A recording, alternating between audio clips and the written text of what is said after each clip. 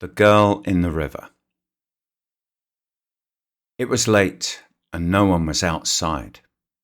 Tony decided to make it an early night. He turned the for-hire light off on the top of his taxi and turned around in the empty street.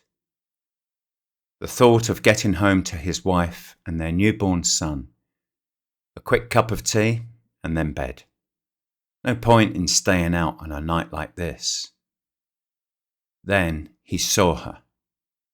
She stood by the side of the road, her clothes dripping wet, staring out into space like she was not there. Without a second thought, Tony pulled the taxi over to the side of the road. He looked out at her. She couldn't have been more than 18 or 19. What was she doing out with her clothes all wet? "Are you okay?" he called out to her. She turned and her eyes opened wide, like she had been woken from a dream. Tony called out again. "What happened? You're soaking wet." The girl shook her head. I fell in the river," she said, her hand reaching up to tug at her wet hair. Tony got out of the taxi and approached her. "Get in my taxi," he said. "I'll drive you home." "I don't have any money," she said. "My bag, my purse, they fell into the river. I don't even have my keys." Tony shook his head. "Don't worry about money. Get in. You'll catch your death of cold standing out here like that." The girl gave Tony a weak smile and stepped into the back of the taxi. Tony asked her where she lived, and she told him. He knew the streets of London by heart. He had been a taxi driver for 5 years. He had seen some strange things, but nothing like this. "What happened then?" Tony asked her. He thought it would be a good idea to make light of the situation. "You went for a swim?" He could barely make out the girl's face in the back of the taxi. "No, I just fell in. I just fell." They arrived at her address and Tony stopped. "I'll come to the door with you," he said. "Make sure you get in okay." "No," said the girl. "My mother is at home. Don't worry about me." Tony shrugged. The girl went to her door and Tony saw her knock on the door. He drove on and assumed she would be all right. But what a state! Who falls into the river? She was lucky nothing terrible happened. As he drove on, he glanced into the rearview mirror. It was then that he saw a pair of women's shoes. Her shoes, left on the seat. A small pool of water gathered beneath them. Tony pulled the taxi to the side of the road and turned around to look at the shoes. The girl had been in such a daze. It was like she wasn't even there when he spoke to her. Falling in the river must have given her such a shock.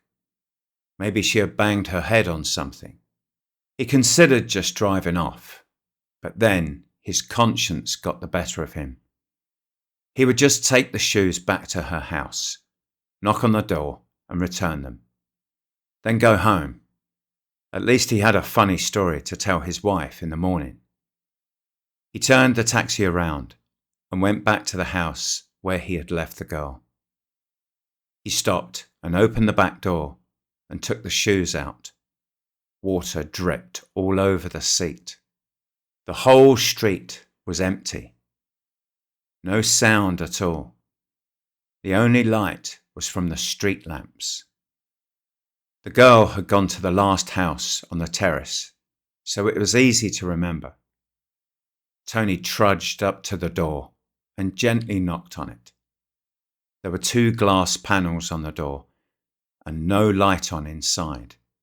The girl had probably gone straight to bed.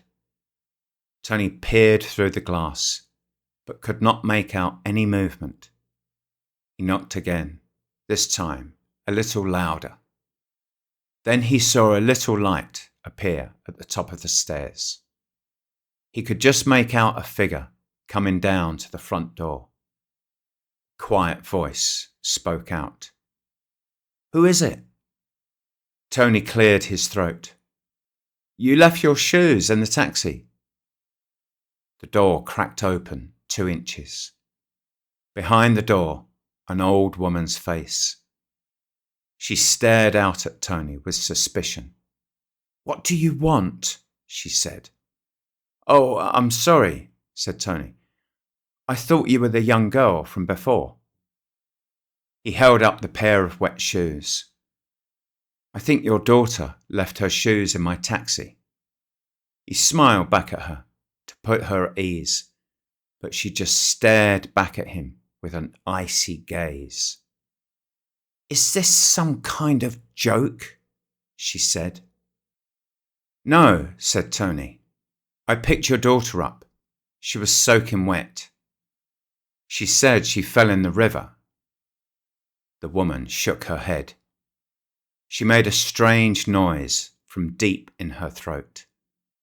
"Get out of here," she said. "Leave me alone."